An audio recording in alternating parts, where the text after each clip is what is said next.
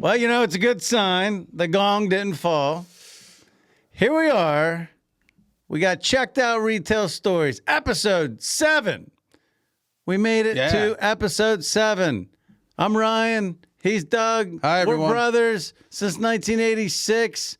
Just a couple of Star Wars loving kids who ended up, in the retail world. And here we are running 3 small grocery stores in Western PA. And just, trying to take on the big dogs and trying to survive another year, every year. Here we are, turn of the year. You can help us by watching. Help us survive another year by watching. Help us survive another episode. So it's been fun so far. Doug, you want to shout out our guys? It's been a great run. Number 6. 7. We're on 7. 7. Yeah. Still crazy it's number 7. 7. But, in retail, great partnerships are vital to success. And big thanks out to our headline sponsor, PA Skill Alliance. Start your road to winning by playing genuine Pennsylvania skill games. For more information, visit them at paskillalliance.org. Skill, not luck, baby. Woo!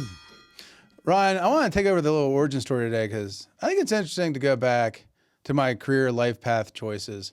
Starting in 2017 when I bought Leechburg off of Mom and Dad. We talked about it last week with the crazy stuff that happened in Vandergrift. But we bought the store, got it totally remodeled, picked up sales, people were high-fiving.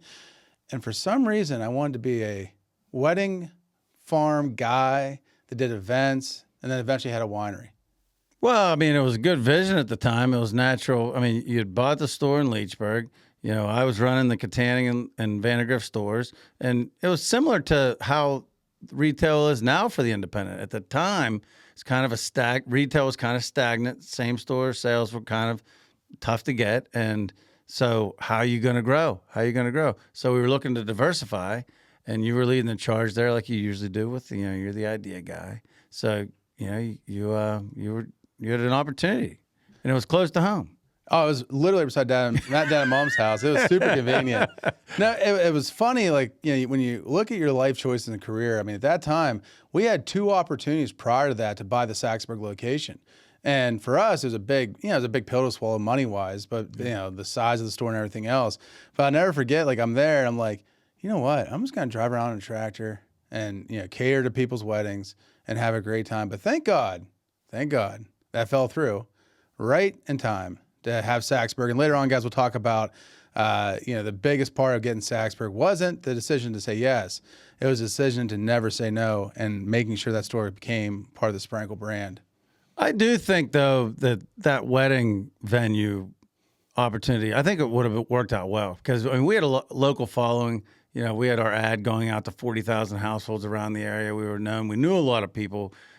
First and foremost, we knew a lot of people just as friends and family and people that you went to school with, people that I'd become friends with through kids' sports. So we had a lot of connections there. And with our history, our family history of growing up around farm and around animals. And, the funny thing about that farm that we were looking to buy, or you were looking to buy, was the fact that we had contact with them because Mom and Dad had lived by them for 15 years. So, we had contact with them consistently. If you remember, there was the Gorley farm. And did you ever have to deliver to Mrs. Gorley? She was awesome. Yeah, she was great. She was a great lady. But how funny is it that we're delivering groceries to this, older lady farmer who is a widow, and next thing you know, possibly buying her farm as a wedding venue? Well, that's a crazy thing. When that farm was first made into a wedding venue, it was one of 15 in the area.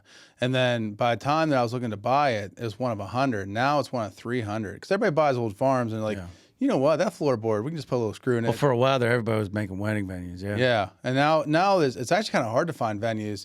And, the expense of bringing it up to code is very expensive. It makes it very difficult to and the upkeep. Profit. Oh, yeah. Plus finding people. Who wants to work only weekends till 1 o'clock in the morning? Listening to people complain about, their steak wasn't perfectly done. Yeah. That's a lot. We dodged a bullet there.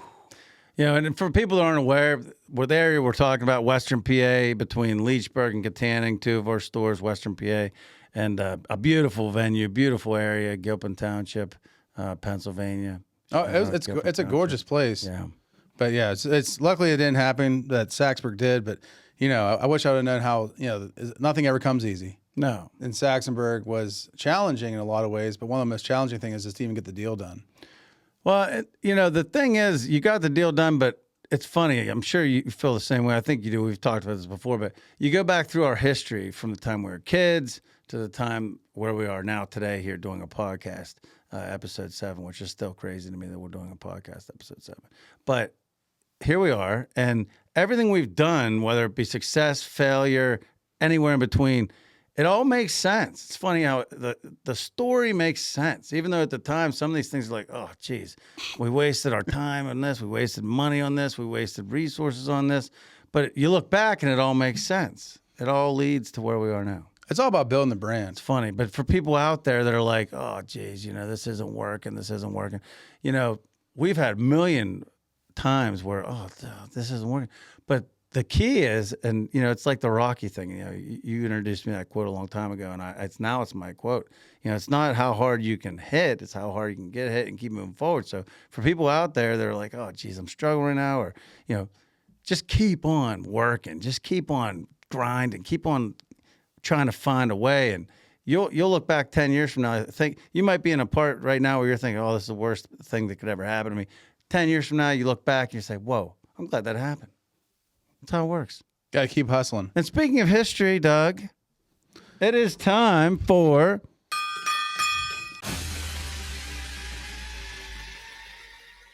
This Week in Retail History with Doug. Woo! Woo! So, guys, we talked a lot about, the Christmas holiday and all the big sales there. And now we're moving into a whole new season. So the marketing guru, John Wanamaker, and this is crazy, 1878 officially declared January the best time for the massive sales at his Philadelphia department store, Pennsylvania Strong. And basically he realized that a lot of the people, had a bunch of inventory and low cash flow right after the Christmas holiday season with everybody returning stuff and exchanging. So he decided, hey, this is the perfect time to get things going. And he established the big white sale, which is a broader January clearance culture. It basically clears out the entire inventory of a department store prior to the start of spring and all this other stuff that comes in. And what people don't realize is when you buy holiday almost a year ahead of time. So no matter how your sales were, it's coming and you got to sell it. So if you have no room for it or you have old inventory, you got to get rid of it. And January is the best time to buy anything, including right now, like if you're into like tools, anything, online right now is the craziest sales happening right now. Makes sense. It makes sense. And, Wanamaker, it's funny. I was just looking up on Google. I normally don't do this in an episode, but I thought, wait, man, this is crazy. The Wanamaker, I'm like, I know that name, Wanamaker. It's such a unique name. It's the Wanamaker Cup in golf. It's a prestigious cup that can be won. And I looked up who, and it was Rodman Wanamaker, who was the son of John. So wow. This guy was a player. This guy, literally, he was a golfer, along with being a player. Strong handicap. Maybe he was also a player. Who knows? Maybe I can see that. I mean, it's a little early for that time, but I can see him with an old fashioned, just a cigar, shaking an old fashioned, a little smoke in the atmosphere. Right. Some heart failure. Having issues. Yeah. Hey, need some help with my shoes. Yeah. So if you guys are out there and getting great sales, it's because of John Wanamaker. That's crazy. He did it back in the day, 1878. But Ryan, well, it worked pretty well for him, obviously. So his family's doing all right. Yeah. I don't think he's still here, but no. everybody else is kicking like chicken. Chances are he's probably not with us. That's the dark side. You keep on doing historical things about retail, and most of it happened before our grandparents were born. Yeah, that is crazy. But the funny thing about it, and one of the reasons I look forward to the retail history every week is because no matter when it happened, you can it's kind of like what we were talking about in the last segment. You can trace back, okay, this is all, you can kind of follow the steps back. And it's kind of neat to see how, okay, this is what we're doing now. There was and that's where we learned it from. There's the Big Bang. This is the mimic. It's cool. That's what I think is cool about this segment is it connects the dots. Okay, we do this. We do this all the time. Why do we do this all the time? Why do these companies do this all the time? How did it start?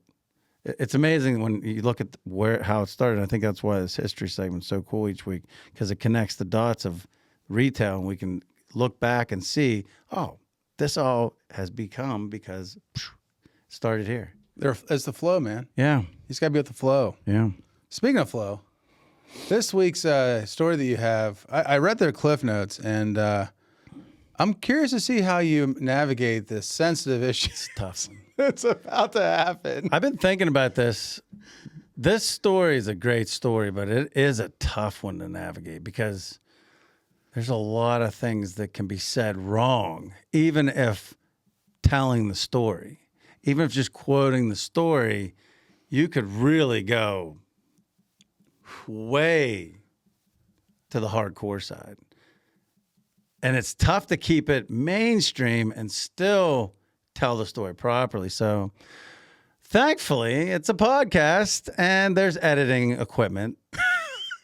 Remember the thrill of your first childhood game, maybe tic-tac-toe?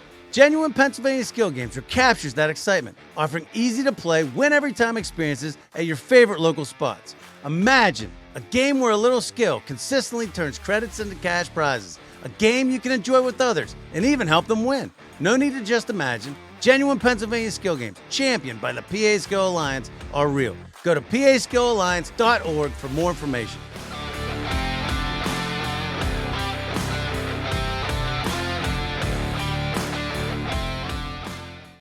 This story is a crazy story, one of the craziest stories of my whole career, or any career I've heard of in retail, titled Love, Drugs, and a Coup. And, 2019, 2020, we had our Katanning store, which now, we're very proud of the Katanning store. We've owned it since 1998, but for the longest time, it wasn't near where we lived. None of us really lived in the town. And, it just kind of operated. We had a couple strong managers and they kept it going. And it was a moneymaker. It was a producer. It was in a small town. But, we never really put a ton of money into improving it. We did a little decor, little things here and there. But as far as an overall facelift, and we weren't there every day. So we weren't really focusing on, making sure that the employee pool was up to our standard. But 2018, I think it was, when the Vandergrift store closed, because I had primarily been in Vandergrift. You were in Leechburg. You had taken over ownership of the Leechburg store. I was managing the Vandergrift store. When we sold the Vandergrift store in 2017, then I turned my full attention on Katanning. It's one brick by brick, just trying to change the culture. And one thing that you have to understand about Katanning, because it's such a small store, the departments are kind of the same people work both departments. Yeah. And usually it's one family generation separation. And it's a very small store. So everybody works together, but everybody is somehow related or associated. And so when problems happen in a store like that, it's usually not just one department that happens in. It could be store-wide. Yes. That's a great point. It's a great addition to the story. So fast forward, we're working on getting everybody up to standard, getting the pool up to standard. And we're working our way towards that.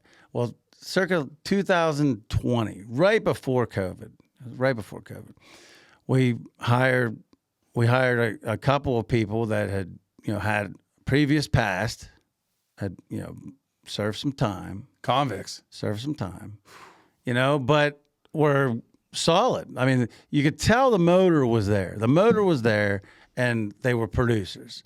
So, we've given a lot of people a lot of second chances in our careers, and sometimes it doesn't work out. Sometimes it works out great. We got great employees that have had second chances.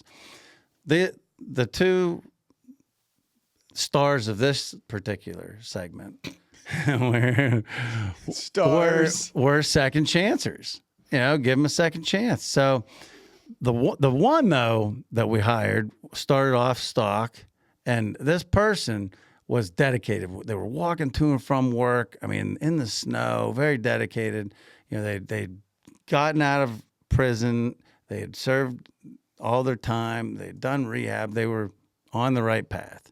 So wait, were they jail or prison? Because were they felons or are they just jail? I mean, okay, yeah, that's a good question. Yeah, because felon means they weren't in prison. Time. They weren't state, but they were, they were in for more than a year. So they're and this person had served multiple. I mean, they'd done a tour of some of the areas. So they were card carrying members, reward members of the penal system. They could give honest feedback on comparing the different county jails. Yeah. Okay. So hire, and everything's going great. This person is tearing it up. They're doing great. They're working. They started them off as frozen foods, dairy, grocery, just absolutely producing, just knocking down trucks, anything you need, actually working extra time, learning new things, working produce. Finally gave them a shot at meat, and did great. Worked their way up to assistant meat manager, doing great. And so had a girlfriend. She had a girlfriend. They were living together. And the girlfriend was a cook, needed a job. Actually, I don't think she needed a job. I think she had a job at the time. And a position opened up. We were starting our meals and trying to promote our meals in our deli and stuff. Okay, let's do it. This person didn't have a background. Ironically, if you've compared the two, you would think there was vice versa. But no, this person didn't have a background, but had always been around some wild times. Hired her, starts working. 2 years go by, and it's good. Meat department's cranking. Meals are cranking. Everybody's doing great. Everybody's just smooth. Then one day, PA Skill players seek genuine PA Skill games. How can you tell the real from the imitation? The PA Skill Alliance offers a 4-step identification process to help you find genuine PA Skill games. 1. Check for logos. Does the machine display official Pennsylvania Skill Game logos? 2. Look for Powered by Pacematic. Is it Powered by Pacematic visible on the game's case? 3. Assess business reputation. Is the game a reputable business? Genuine PA Skill games were not intended to be standalone businesses. 4. Examine game style. Is it a tic-tac-toe style game that offers the option to win every time? Help combat fraudulent skill games by exclusively playing genuine PA Skill Alliance supported games. Discover more at paskillalliance.org.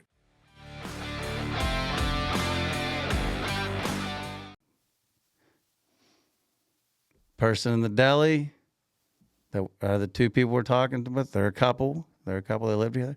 Person in the deli comes to me and says, "Hey, I got a friend. I want you to hire her. She's gonna be great. She's got some experience. She's gonna be really good."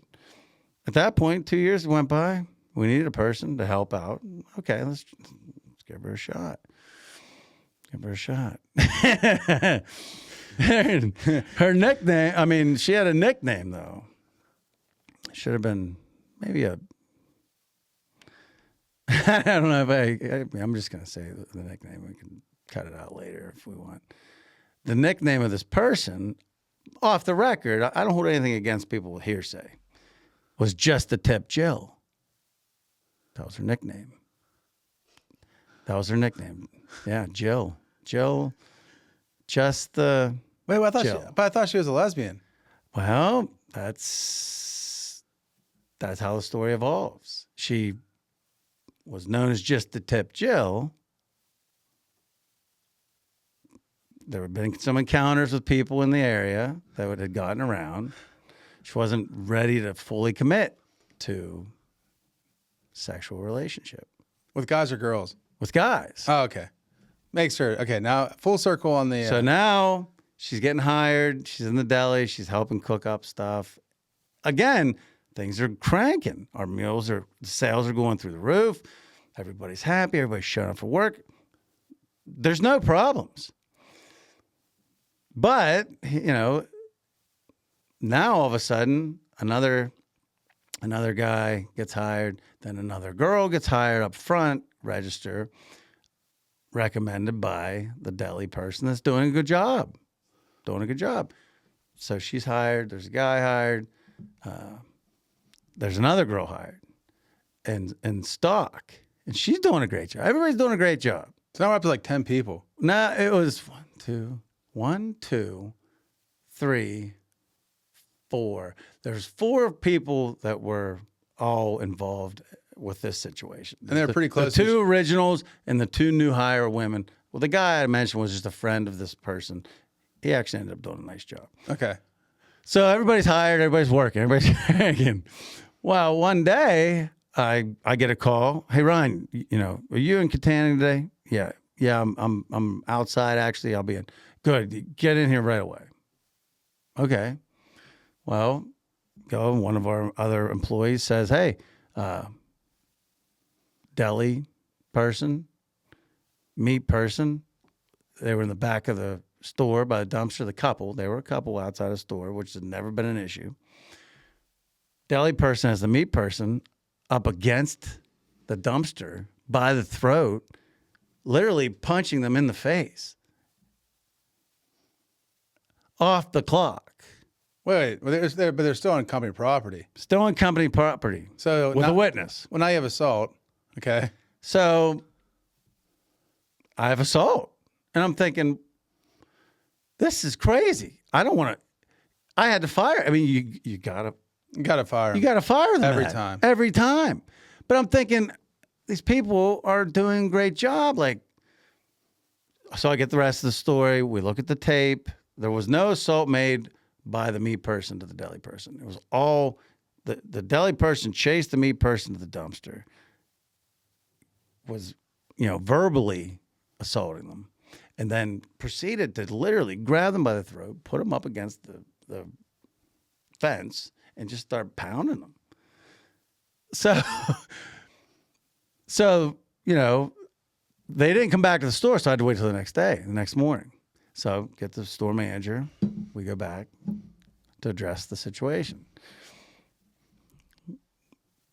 I'll just call her Deli. We'll just call her meal person. Deli chick. Deli chick. Yeah. Deli chick. Deli meal chick person. Deli person. Deli person, I need to talk to you for a second. All right, pal. Give me a second. Let me finish up and I'll be right out. No problem. Comes out. Manager's there. I'm here. We're by the box crusher. She's there. She's a small person, little person. With a crazy accent, if I remember correctly. Crazy accent. I don't know where that accent came from, but yeah, crazy accent. I can always tell people have almost accents. Like a New York / West Virginia mix. No, it was completely not right for the area. I swear to God, Katanning has the most unique accents. And to the same point, I know somebody is a little bit different when they say Ryan, because it's either, hey, Ryan, or it's, hey, Ryan. Like, everybody always yells your name. Yeah, there's a lot of yelling sometimes, Ragey. From certain people. But, in this particular situation, the New York / West Virginia accent, and she comes out. I'm like, I said, I'm just going to say it, we have you on film doing this. As crazy as it is, I'm not even going to go into the weeds of why. I have to let you go. She said, well, you can't let me go. I said, yeah, I can. I literally said, I don't know if you noticed the name on the building, but, I own the store. Like, she's like, well, you can't. She said, because if I go, and I quote, I'm taking all these with me. I'm thinking, who are all these that you're taking? She said, so you can't fire me. I said, this kind of saved me unemployment. It saved me unemployment because I said, okay, so that null and voids the situation. But then she's like, you know what? I don't want to work here. I'm out of here. So she quit. Yeah. So like that little saved me from unemployment. But anyways, that aside, I said, well, I'll never forget this. I said, I didn't have a watch on. I didn't have a watch. I don't wear a watch very often. I said, I didn't have a watch on. I'm like, you got 2 minutes to have anything you have in here and get out of the store. I said, or I'm calling the cops, having you removed from the store. She said, all right. So I literally started timing her. 2 minutes. With your imaginary watch? Yeah, and I'm like this the whole time, following her with the manager with a notepad behind me. And she goes to the deli, talks to the 3 people that are there. One comes with her. Then she goes to the bakery. Nobody comes with her. She goes to the stock area. One comes with her. She goes into the meat department. My meat assistant manager, who had worked her way up to assistant manager, was on the verge of manager. She may have been manager at that point because that's when Howie, our great meat cutter, was sick. Goes in, and I'm sitting there like, by this, I'm like, minute 15. She's like, has a conversation in the corner. Meat cutter comes up to me. I'm leaving. I'm like, what? She's like, yeah, I'm leaving. Okay. So she goes, talks to produce, talks to the front end, takes another one with her. Took four left with her. Left. Then she goes home, gets on Facebook, and starts having a go live roasting session of me. I mean, it was unbelievable. Well, turns out, moving forward to the, why did this happen? Yeah, I want to ask a question. Was there some kind of like catfishing cult in Catania? What cult like behavior is this? Because if I have a job somewhere that I can walk to, I'm not going to leave it because my angry girlfriend just punched me in the face, wants me to leave with her. Well, there's a port. Katanning as we know, Katanning, Pennsylvania is an amazing, diverse population. It's the county seat, so everybody's there. Everybody's there from any walk of life, any age group. It's actually kind of a cool, beautiful thing on a regular basis to see, because you're seeing every part of life. Every single person that's in the community is there. This is one of the factions, though, that does exist there. It does exist there, and it's kind of on the fringe culture. And I'm not referring to the girl living with her. I'm referring to just being within like arm's reach of drugs, alcohol, violence, poverty in some cases. There's just a lot there, and some of these people they're like on the verge one way or another. They're one bad break or one whatever way.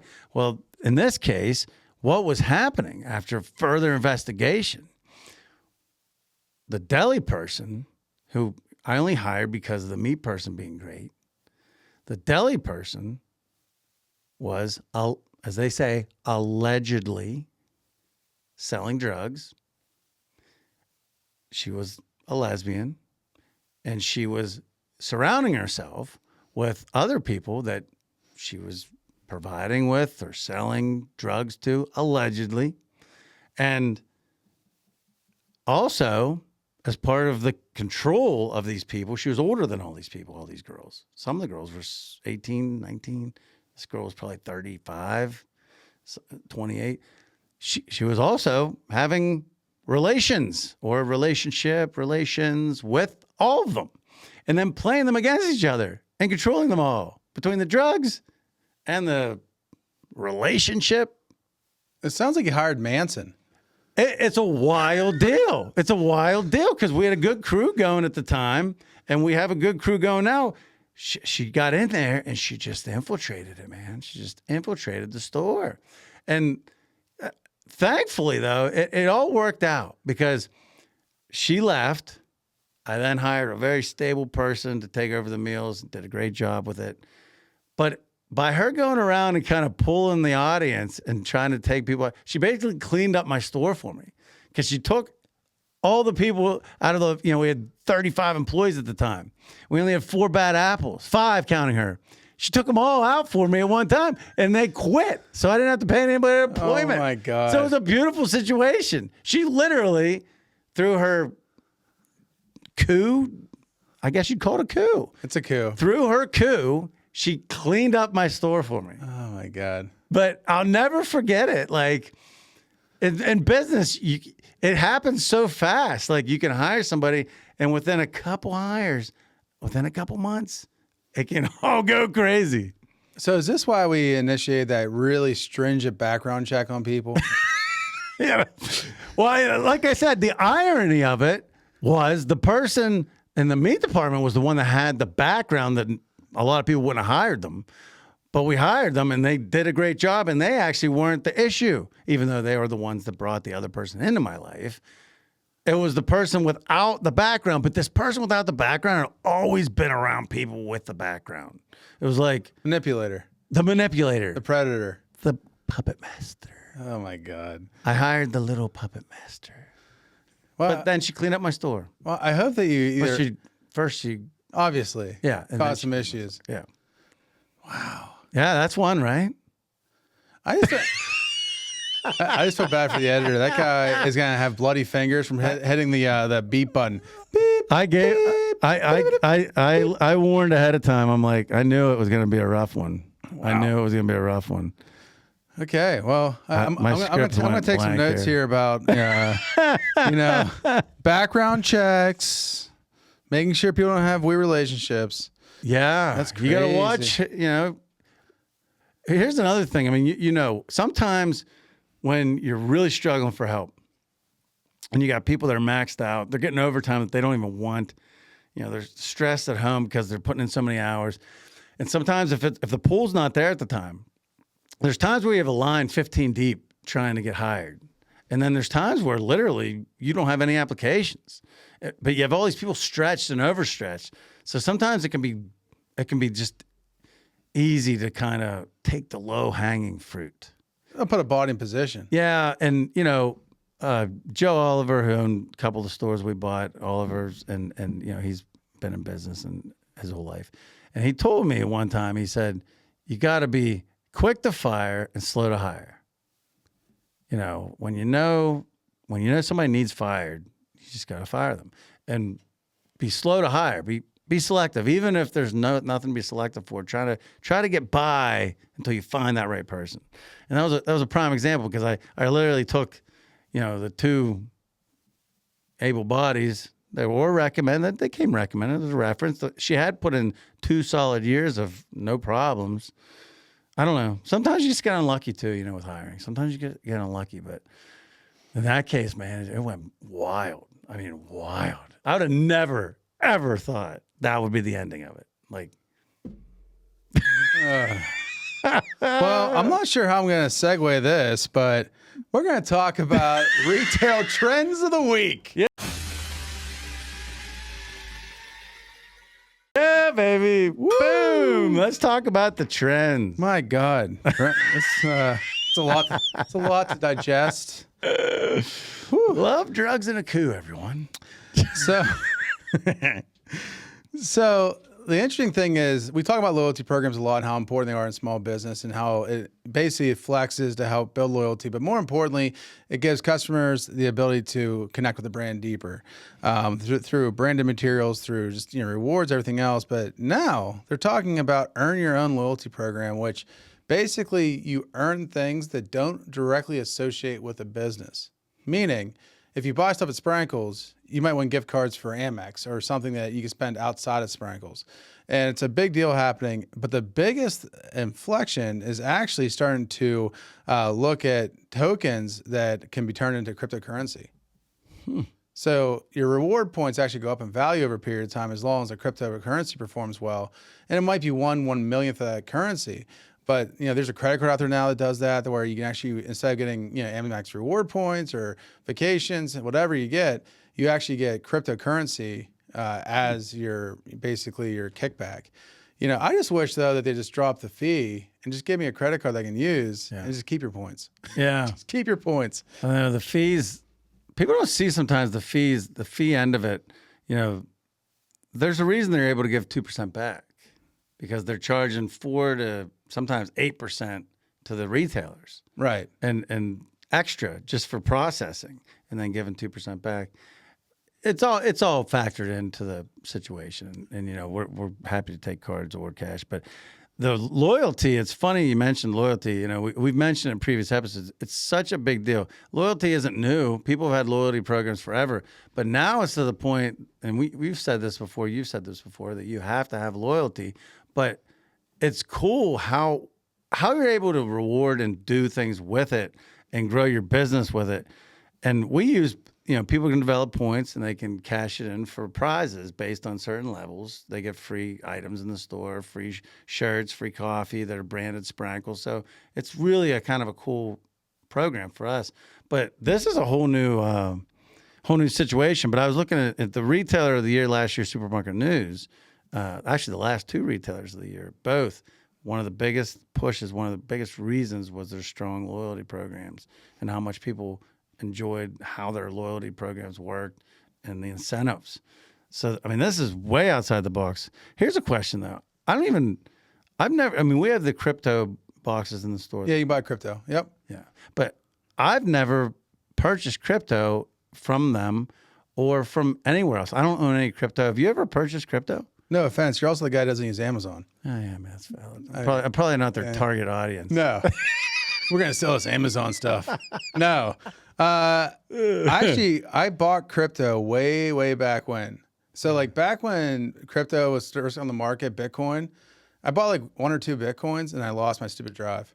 Did you watch that Matt Damon commercial? Remember the Super Bowl commercial? No. It's a famous Super Bowl commercial.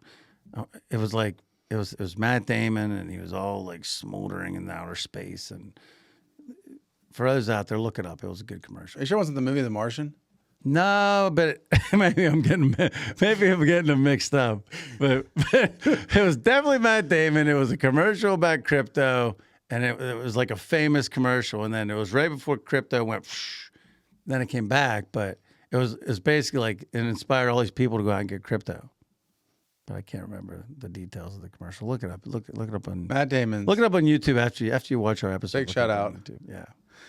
Yeah, no. So I had crypto once when I was like 19 or 20, whatever. When I was like super new, I put it on a thumb drive and just like a lot of stuff. It's like trading cards or whatever else. It disappeared into the nether. So if you find a thumb drive someday with my name on it, it's my crypto. That is interesting, though.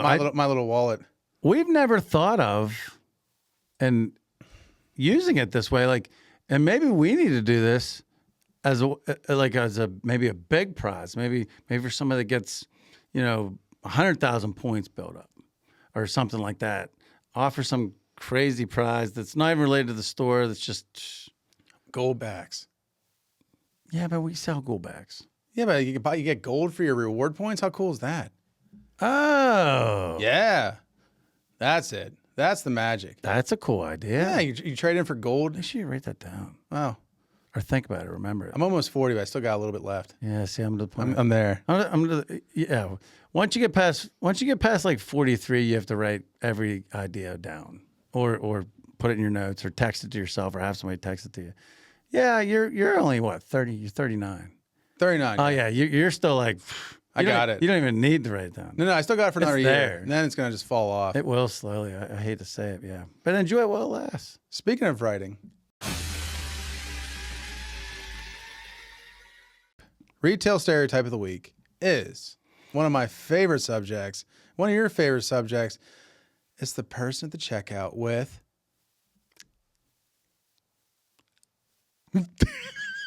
an inkwell. Anybody got a pen? Yeah, anybody got a pen? Got a pen. The check writer. The check writer. Here we are. It's 2025. No, it's 2026. It's 2026. What is happening? Anyways, moving past my midlife crisis.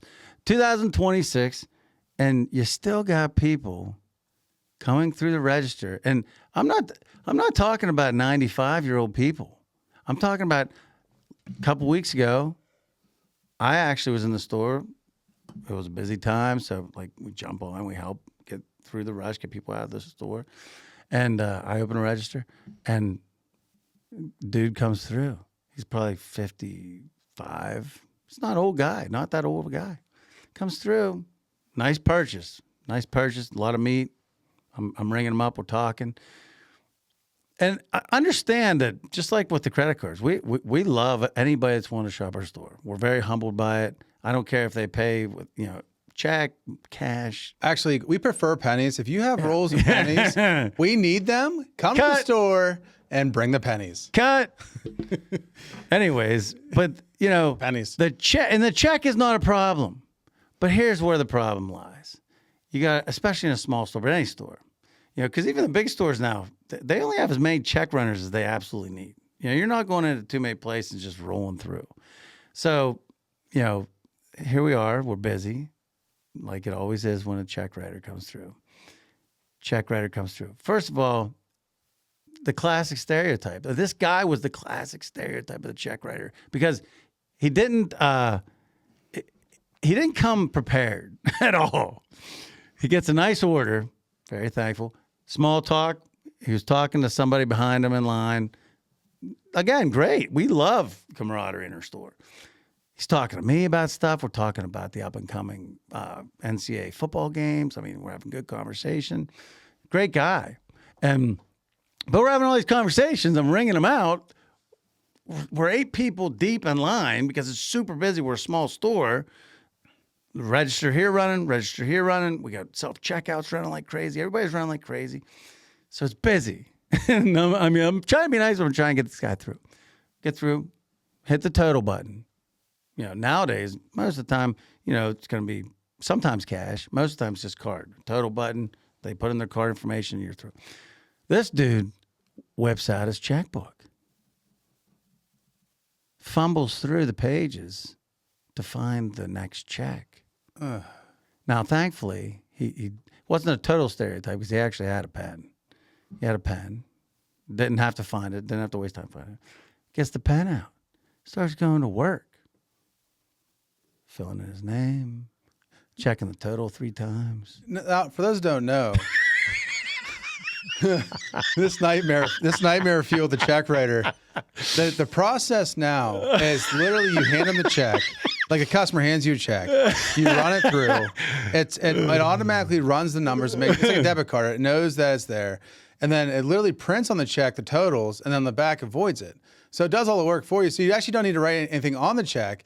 And literally, you get the check back. So, like, the fact that the guy spent any time writing on the check is crazy. What do you do when the dude wants to write the check, though? Did you explain to him, like, hey? No, because I'm not an everyday guy. I'm not an everyday runner. So I was just like, okay, he's writing a check. Runner, you're a cashier. Say, bro, you don't need to fill it out. Yeah, I get it. Now, I'll know. I mean, he's there filling this out, still talking about whether he thinks LSU is going to beat whoever in the bowl game. Bitching about Penn State not winning. I mean, we're having a great conversation. But again, just filling it out. Gives me the check. Finished transaction. Thank you very much, sir. Meanwhile, he had 7 people deep. I'm not even kidding. 7 people deep. And, the thing about the check writer is, and if you're out there and you see this, it's all in good fun. We appreciate the business, but like the thing is, it's always the same. It's a guy or a girl. Most of the time, it seems to be a guy. It's just kind of oblivious to situational awareness. I mean, just doesn't understand, that there's people behind them. It's all about just this right here. I enjoy watching everybody in the aisle, though. Like, it's almost like a death eye roll. Like, he pulls his checkbook out, and he's there with the checkbook, and then you look back in the lane, everybody's like, oh, my God. Like, everybody's ready just to jump through the wall. Same thing happens at the airport. So I love this. You're in line at the airport, right? And those who fly, there's some people that have never flown before, but for the rest of us, what's the process? You get your bags, right? You make sure they're 50 pounds or less. And you have your passport ready because they're going to ask for identification. I love when people get up there and they're like, oh, we need identification. And then like 10 people do it in a row. And if you're like the person back, you're like, guys. And it's the same person that goes through the thing and is like, oh, you want my laptop out of my bag? Yes. It's been the same for 10 years. Yes. I'm going to miss my flight. Like, And they know. You know it's coming. That's how it is with the check. I mean, I feel like if you are a check writer guy or girl, okay, if you're a check writer and you don't trust the machine, to do it right. So you want, I get it, okay, but let's have it all filled out. Let's have it all. We don't want that. Just hand us the check. Well, yeah, just hand it to us understand, but blank. there's some people that are just like, they want. They want it on. But they're going to get it back. I understand. The physical check goes back. You understand that. Some people don't understand that. But the check, the check writer is a stereotype, and especially, delivery service checks are sometimes the worst. You go into an environment where maybe the person hasn't been aware and hasn't been around too many people, so the place is a little ripe, smells a little ripe, and you gotta wait for them to try 5 pens, find the check, match it up. Then they don't commit to giving you the check. They wait till they go into their registry and just make sure that it's all registered correctly. Then they give you the check. Meanwhile, you've been out of breath. You try holding your breath, but you had to let that thing go 20 seconds ago. And then you think it's over, and they're like ready to hand you the check, and it's halfway across the table, and like, oh, they pull it back. Can you put the milk in the fridge for me? You look at the litter box and you say, oh, wow, why would you put concrete in a litter box? God. Oh, some of the things in retail you run into is just unbelievable. Unbelievable. But Doug, enough about stereotypes, even though they are fun. I like that segment. It's a fun segment to talk about. I love talking about it. It's time for Doug's Retail Story. Genuine PA Skill Games, powered by Pacematic and supported by PA Skill Alliance, are dedicated to fostering growth throughout the Commonwealth. These games have been instrumental in supporting local fraternal orders, fire companies, bars, and retailers by keeping businesses operational, maintaining employment, and funding community projects. With over 5,000 communities across Pennsylvania, it's highly probable that genuine PA Skill Games are working hard behind the scenes in your area. They ensure the vitality of our main streets, restaurants, bars, and stores. By supporting PASkillAlliance.org, you are investing time in your community, employing your neighbors, and contributing to local nonprofits. Together, we can help keep Main Street open for business.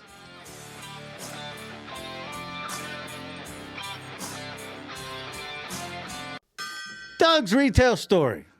Well, after the previous 3 stories, I find it very difficult to tell this story because it's kind of boring. Well, I'm going to try anyway. So, Les Brown, who's a great inspirational speaker, talked a lot about this, but it's not over till you win.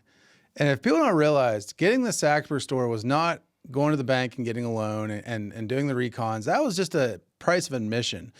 It started out where, back to the wedding farm, I was going to do the wedding farm, and the retailer at the time that owned the Saxonburg store came to me and said, hey, we want to sell it to you. And I said,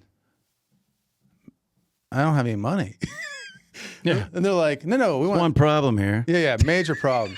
And before that, this is the first time, and this is so important for everybody, when you're cutting a deal, I don't care if it's for a lawnmower, I don't care if it's for a store, I don't care if it's for a house. Never be the guy that says yes right away. Because if you say yes and put yourself in a bad situation down the road, because you're not buying a pair of shoes here. I mean, you're buying a thing that you're going to be with the rest of your life. So if you don't set the deal up from day one and hold the line, you're going to have problems down the road that you can't control. And it's going to put more pressure on the business. You're not going to be able to pay your employees as much. And there's a lot of bad things. So I remember I did the perform on the store, and the store guys at the time had 1/5 of the customer flow it has now. 1/5.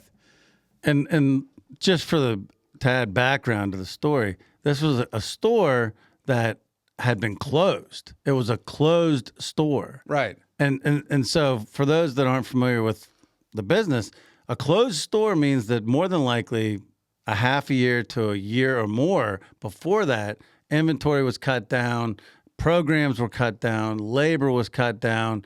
So when you try to revive a closed store, it's a big uphill climb.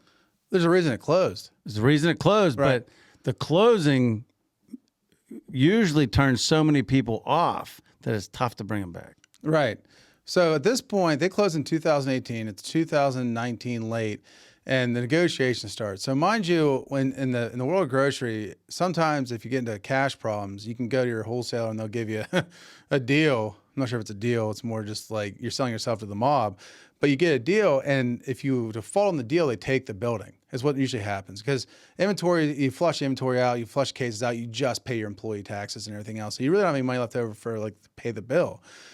So I'm there, and it's 2019, and they come to me with the store, and I said, okay, fine, I'm interested. So then I get down the rabbit hole. I start doing the research. I have people look at designs, and I look at performas, and I look at what's going on in the area, and we'll talk about how I got some great employees later on. But looking at all this stuff about the store of why it makes sense. And I thought it made sense from our retail standpoint because I thought that the store was, first off, I thought it was horribly laid out.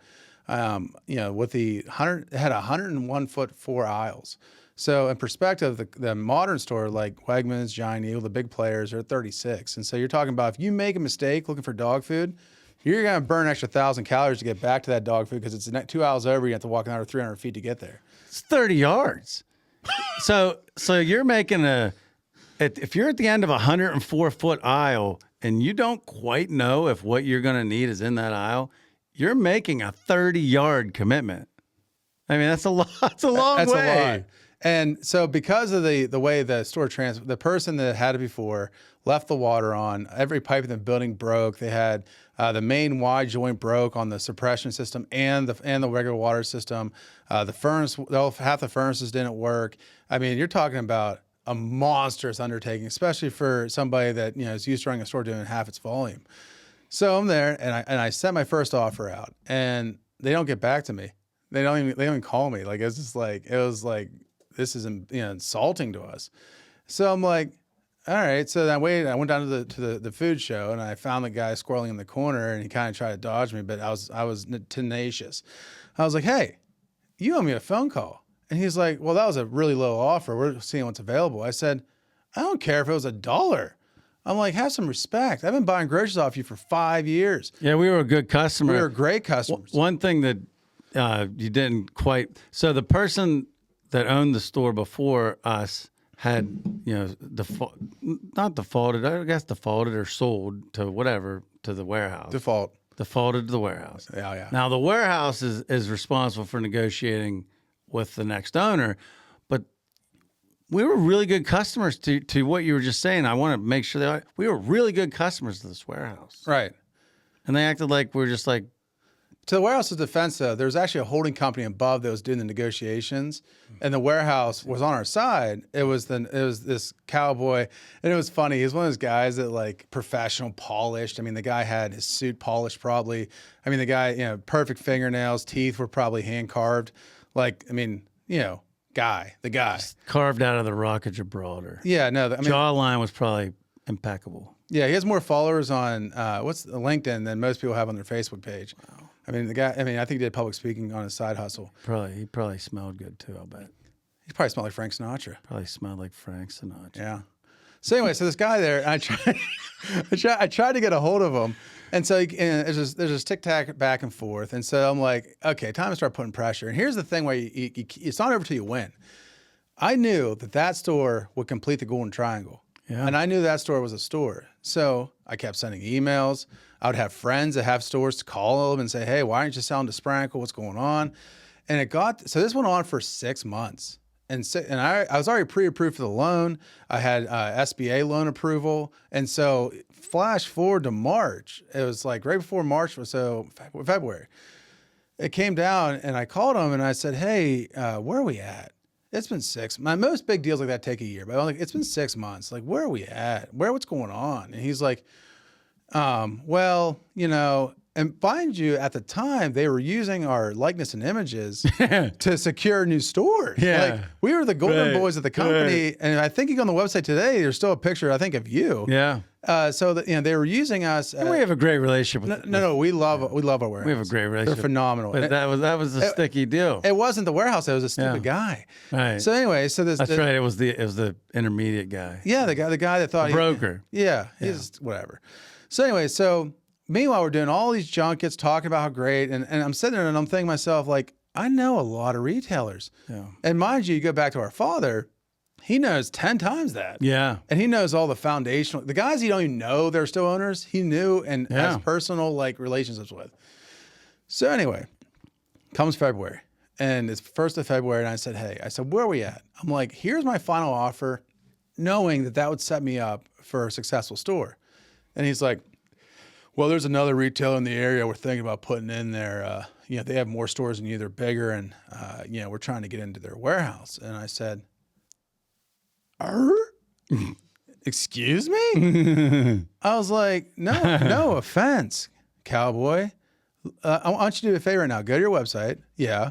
Whose face is there? Yeah. He's like, well, yours. I'm like, no shit. I'm like, beyond that, understand, while you guys were there piddle-paddling around over a few $100,000, I was out there making connections with every single retailer that buys millions of dollars of grocery off you every single week.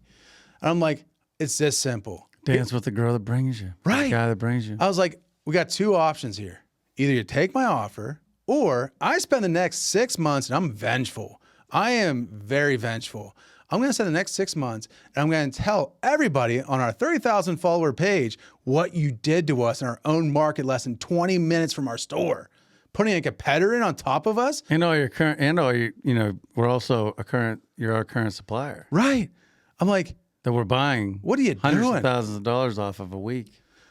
And it was funny. I knew I had him because I called the owner and I called everybody and I told him the situation. I made sure everybody knew that if he made that decision, his job was toast. And again, I'm glad you brought that up. He wasn't a part of our warehouse. He was a broker working for our warehouse. Correct. He wasn't the warehouse, but they signed. But they still signed off on him. He was representing them. He's the contract. He's the contract guy. So I was like, listen. I was like, this is Friday. I was like, I get in my office at 7. There better be acceptance on my desk Friday or Monday morning by 6:30. If I open my email box up, I'm going to start the process. I'm like, it's that simple. You have wasted 6 months of my life. I've done all this background. I spent tens of thousands of dollars I do not have to get all this done. We sign Monday. And he's like, well, I can't promise that. I'm like, that's your decision. I'm like, you're going to have to live with it. I'm going to live with my decision. I'll talk to you Monday. So all the cards were on the table. And from your standpoint at the time, I mean, I remember this vividly. I mean, you were at a point in your career where you're still trying to build up your first store. You just invested a lot. You were using basically borrowed money off of money you owed vendors at that store to float, to pay for the initial work behind the scenes to even get that store to do a feasibility study, to make sure it was going to work. And, another thing I want to bring up for people that aren't aware, he said SBA, Small Business Association loans, great first-time loans for people looking to start a small business, for people that want to clarify that. But, I mean, this was like a very critical point in your career, and it goes back to, you weren't afraid to have the uncomfortable conversations, and you weren't afraid to have them often. Every day. And that's what it takes in business sometimes to get things done correctly. It's not about making friends. It's not about whatever. You can have friends and stuff, but you knew what needed done. You knew what was right. You knew it was a fair price. And ironically, let's look at the facts. Scoreboards don't lie. And you bought right. I have a mentor of mine. You know him too. You make money when you buy. That's when you make money, when you buy. If you buy wrong, you are screwed from the start. You bought right. This warehouse has made a crazy amount of money off of you. A bunch. You've done well. Your people have done well. But you weren't afraid to have the uncomfortable conversations. You weren't afraid to have the really uncomfortable conversations when it mattered. And to leverage and to call people out. Right, because at the time I didn't have the money. I couldn't even go any higher financially. Yeah. But the bigger issue was, what did that... basically, the argument was that I left that company with is this. What do you want to stand for? If you are truly for the retailer, if you're truly for the customer, and if you're truly worried about them every single day, which our warehouse is, so that's telling this guy was a broker and not a part of a warehouse. But if you're truly that guy, then the right deal is to prop up the new up-and-coming grocer because, no offense, the average age of a grocer is 65 years old. Right. So... And you were what, 34? Yeah, 34. Yeah. Which big shout out to next year too, because it's hilarious. Yeah, next year bank, baby. When somebody gives you a loan like that at that age, you're like, holy crap. Takes faith. Takes faith. They had faith. But I rolled in Monday, and all of a sudden I saw an email from his assistant. It wasn't even him. Hey, we'll do the deal. We need to get this done quick. He took it so personally that he literally had the assistant send me an email because he couldn't deal with the fact that in his mind he lost. He didn't lose. Guess what? Do you think that guy's still with that company? No, he did lose because he probably lost $100,000 in commission by taking that lower price. Worse. It may be more. He got whacked. Well, that's right. He got clipped. He got clipped because of how poorly he handled the deal. Right. Yeah. He made it It's personal. not always about the dollar. No. It's not always about the dollar. And, now we have the golden triangle, we call it, because we're very proud of our stores. So we call it the golden triangle. And, at Saxonburg, Western Pennsylvania, you look at where we're at in Western Pennsylvania, you got Leechburg, Katanning, Saxonburg forms almost a perfect triangle. It's exactly 23 miles from each other. Well, it's basically a half-hour drive between each one. Right, but if you Google it, it's 23 miles. That's wild. Exactly, for all 3 It stores. was meant to be. That's it. But the thing is, for those of you out there, if you want to negotiate for anything, especially in business, especially in big numbers, when, like in our case, we weren't used to big numbers, you have to be willing to, once you know what is the right number or what's the right thing to do, you have to be diligent and you have to be committed and you have to make sure that you're not, it's going to be uncomfortable. You have to have the uncomfortable conversations and you have to stick to your guns. You have to do what's right. And you have to be willing to walk away from the deal, which you were. You don't want to. No. But you were willing to walk away from the deal. Oh, no. Back to Rocky, another great, found the same scene. You know what you're worth? Go get what you're worth. But you got to be willing to fight for it. And with that, guys, we brought it full circle. That was good, yeah. So, guys, thank you so much for listening. We're having a great time. We appreciate all the following, all the great comments, likes, the shares, but make sure you're following. And thank you to our great sponsor, our headline sponsor, PA Scale Alliance, out there championing small business and fraternal orders across the state of Pennsylvania and beyond. We can't do without you guys. Thank you so much. See you next time. Come and see us. Come and see us.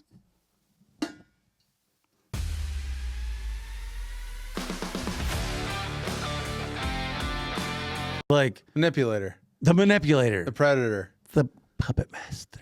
Oh, my God. I hired the little puppet master.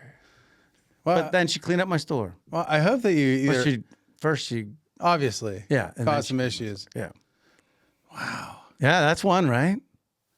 I just, I just feel bad for the editor. That guy is gonna have bloody fingers from hitting the beep button. Beep. I gave I warned ahead of time. I'm like, I knew it was gonna be a rough one. Wow. I knew it was gonna be a rough one.